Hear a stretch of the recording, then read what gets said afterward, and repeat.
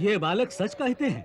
अयोध्या वालों ने ऐसा अन्याय किया है कि सहस्त्रों वर्ष नरक की यातना सहकर भी उसका प्रायश्चित नहीं हो सकेगा। सचमुच महारानी सीता के निष्कासन के पश्चात ये नगरी श्रीहीन हो गई है। केवल बातें करने से तो एक सती पर किया हुआ अन्याय नहीं मिट सकता। प्रजा को कुछ करना चाहिए। क्या कर सकती है ये प्रजा? सबको मिलकर महाराज के पास जाना चाहिए। उनसे जाकर प्रार्थना करनी चाहिए कि हमसे जो भूल हुई उसके कारण हम बड़े लज्जित हैं।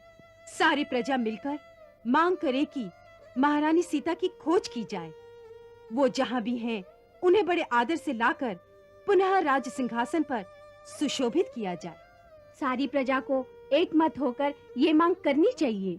दुख तो यही है कि अभी तक सारी प्रजा एक मत नहीं है। हे जनक नंदिनी किस दशा में, क्या कभी ये भी सोचा किसी ने, उस प्यारों मिथ्या लगा कर साथ सीता का छोड़ा सभी ने।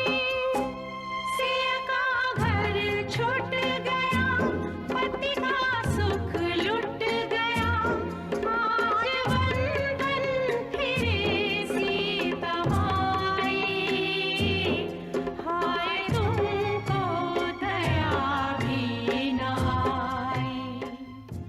महाराज, दो ऋषि कुमारों ने अयोध्या वालों को रुला रुलाकर पागल कर दिया है। वो महारानी सीता की कथा गाते हैं। उनके स्वर में एक ऐसी मोहिनी है कि लोग चित्तवत खड़े के खड़े रह जाते हैं। वो नगरवासियों से ऐसे ऐसे तीखे प्रश्न पूछते हैं कि सब निरुत्तर हो जाते हैं। कुछ लोगों का यह मत हो रहा है कि महारानी सीता की खोज करके उन्हें आदर सहित वापस बुला लिया जाए। ये कुछ लोगों का मत है या सारी प्रजा का? अभी तक कुछ लोगों का ही है।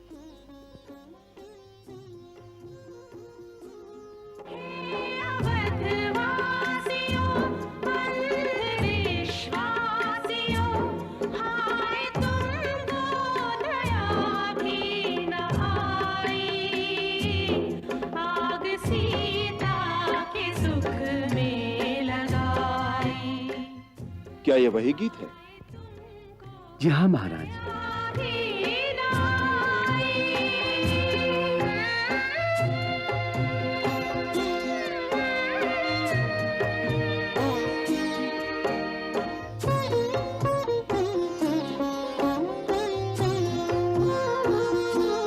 जिसने लंकेश को तुच्छ जाना, जिसने ठुकरा दी सोने की लंका, जिसकी हर सांस रघुवर को अर्पण, ऐसी सीता पे की तुमने शंका।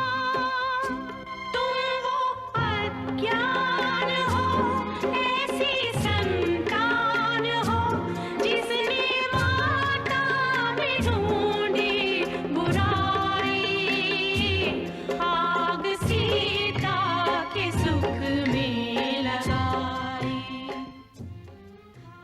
बच्चों, महाराज ने तुम्हें बुलाया है। महाराज नहीं? कहाँ? अपने शिविर में। परंतु क्यों? ये तो वही जाने, परंतु हो सकता है कि तुम्हारा मधुर गीत सुनने की उनकी इच्छा हो। चलिए।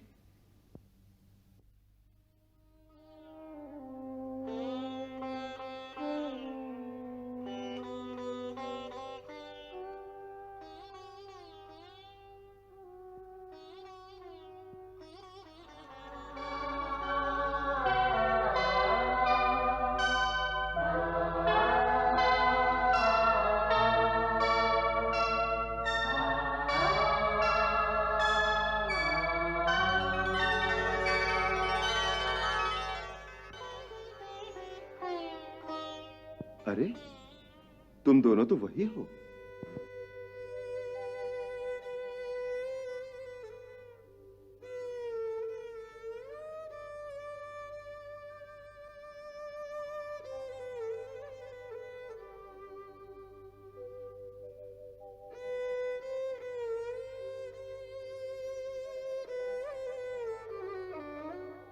उठो।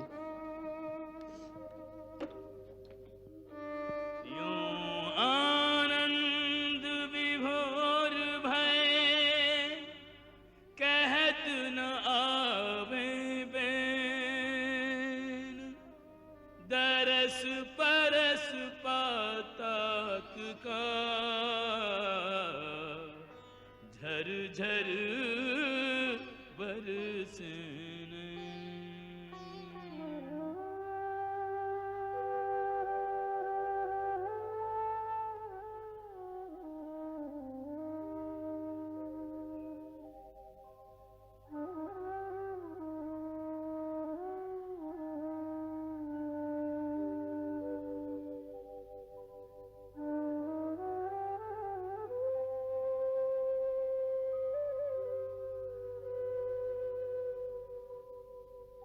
तुम्हारी आंखों में अश्रु क्यों? प्रसन्नता से महाराज। आपने जो अपना हाथ हमारे सिर पर रखा, उसी से आंसू निकल आए। क्यों? महाराज राम अपना हाथ जिसके सर पर रख देंगे, उसकी तो यही दशा होगी महाराज। जैसे पिता का प्यार पाकर पुत्र भावुक हो जाता है, उसी प्रकार आपका दुलार पाकर हम जैसे प्रजाजनों का भाव विभोर हो जाना प्राकृतिक ही है।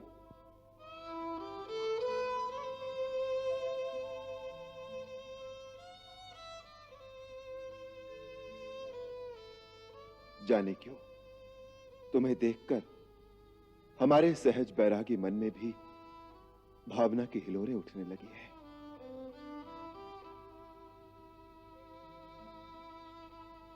उस दिन तुम्हारा वीर रूप देखा और आज तुम्हारे स्वर का चमत्कार। वीरता में भी निपुण और संगीत के सुर ताल का भी इतना ज्ञान, कैसा अद्भुत मेल है। ये सब तो हमारे गुरुदेव की अनुकंपा है।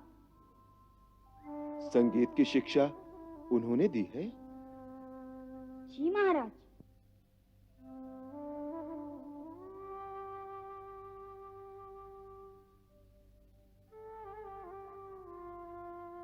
गुरुदेव ने रामायण नाम का एक महाकाव्य लिखा है, जिसमें उन्होंने आपका संपूर्ण जीवन चरित्र वर्णन किया है।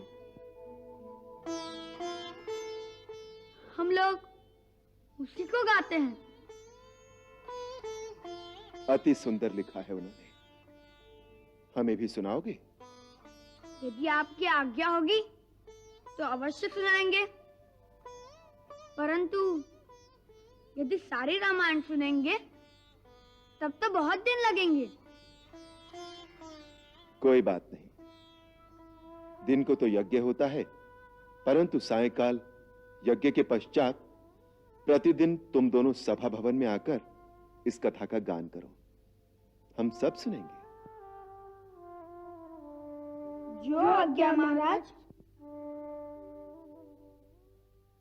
महाराज ने उनका गाना सुना तो आत्म विभोर हो गए। अरे भाई, मुझे तो वो देवलोक से आए हुए कोई छोटे छोटे देवता लगते हैं। अरे सुना है, वो दोनों ऋषि कुमार आज से प्रतिदिन रामायण की कथा सुनाएंगे। मुझे तो उन दोनों में राजा राम की छवि दिखाई देती है, जैसे बिंब का प्रतिबिंब हो।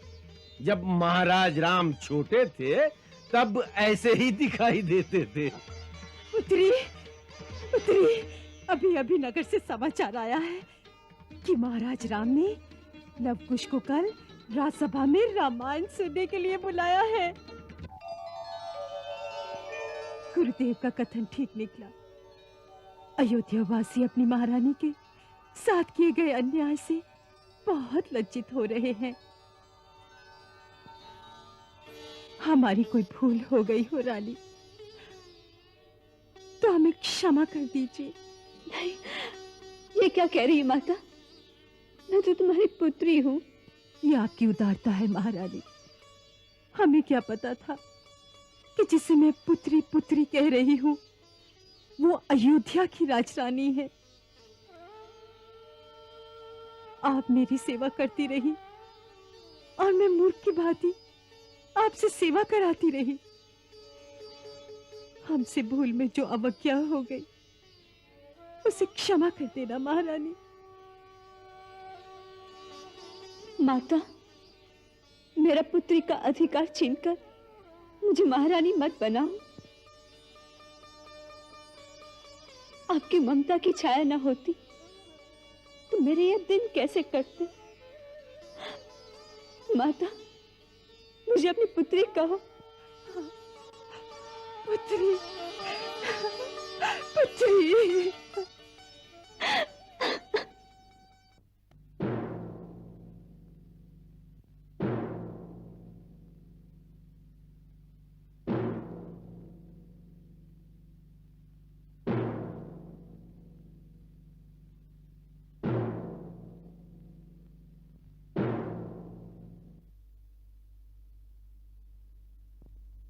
मेरी तो दृष्टि द्वार पर ही लगी हुई है, न जाने कब आएंगे। हाँ भैया, क्या दोनों गाते हैं?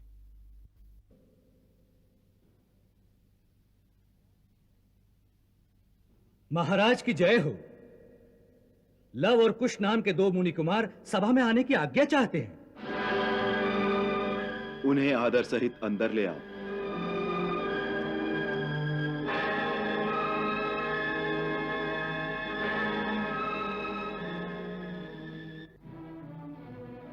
दीदी, सुना है वो जब सीता की कथा सुनाते हैं तो अयोध्या वाले रोते हैं।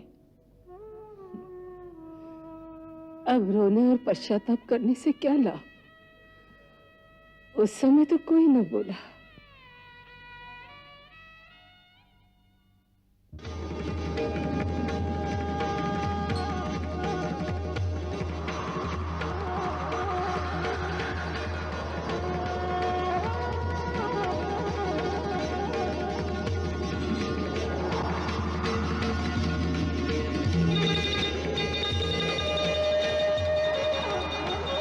दीदी, क्या हुआ दीदी?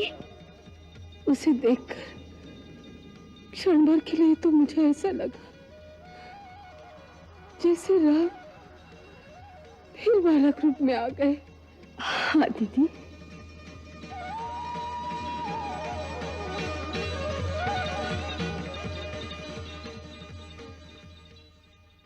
हम दोनों भगवान श्री वाल्मीकि के शिष्य लव और कुश महाराज श्री राम और समस्त गुरुजनों को प्रणाम करते हैं।